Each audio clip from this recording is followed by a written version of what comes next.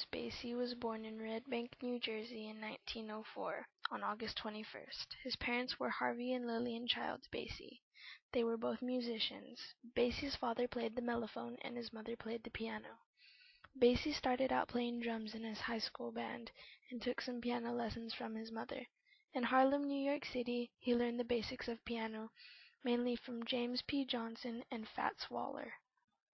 Basie made his professional debut playing piano with vaudeville acts. While on one tour, he became stranded in Kansas City, Missouri. After working briefly as a house organist in a silent movie theater, he joined Walter Page's Blue Devils in 1928. When the band broke up in 1929, Benny Moten's band hired him. He played piano with them for the next 5 years. One night while the band was broadcasting on a shortwave radio station in Kansas City, he was dubbed Count Basie by a radio announcer who wanted to indicate his standing in a class with aristocrats of jazz such as Duke Ellington. After Moten died in 1935, Basie took what was left of the band and formed the first Count Basie Orchestra. Within a year, the band developed its own variation of the Kansas City swing style. This style was evident in the band's theme song, 1 O'Clock Jump, written by Basie himself in 1937. By 1937, Basie's band was, with the exception of Duke Ellington's, the most famous African-American band in America. Basie's band regularly worked some of the better big city hotel ballrooms. With many of the other big bands of the swing era, he also shared the less appealing one-nighters, a series of single-night performances in a number of small cities and towns that were traveled to by bus. Many of the band's arrangements were arrangements worked out without planning and rehearsal and then written down later. The songs were often designed to showcase the band's brilliant soloists. Sometimes a member of the band would come up with an original written with a particular soloist or two in mind. Two of Basie's earliest favorites, Jumpin' at the Woodside and Lester Leaps In, were created as features for saxophonist Lester Young. They were referred to as flag wavers, which were fast-paced tunes designed to excite the audience.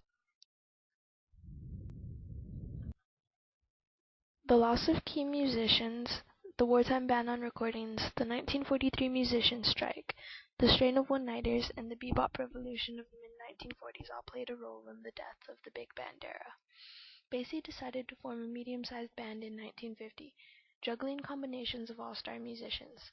The group's recordings were of the highest quality, but in 1951 Basie returned to his first love, the big band, and it thrived. Another boost was provided in the late 1950s by the recording of April in Paris, which became the trademark of the band for the next quarter of a century.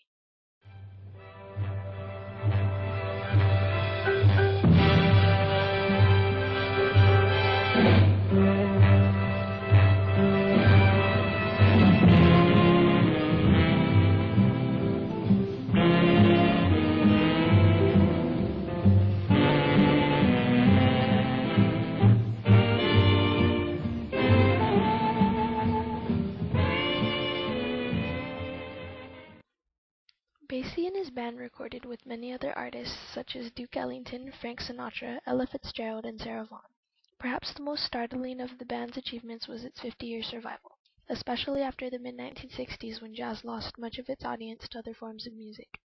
In 1976, Basie suffered a heart attack, but he returned to the bandstand half a year later. During his last years, he had difficulty walking and so rode out on stage in a motorized wheelchair. He died of cancer in Hollywood, Florida on April 26, 1984. His wife, Catherine, had died in 1983. They had one daughter.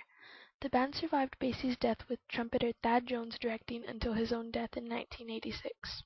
Again, it's Basie Rhythm Time as we present the great Count Basie and his orchestra. Basie!